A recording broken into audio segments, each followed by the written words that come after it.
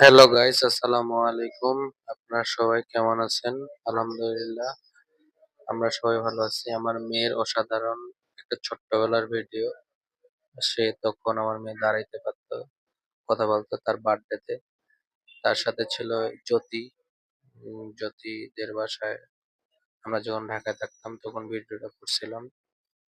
সে তখন হেলানি দিয়ে দাঁড়াইতে পারতো।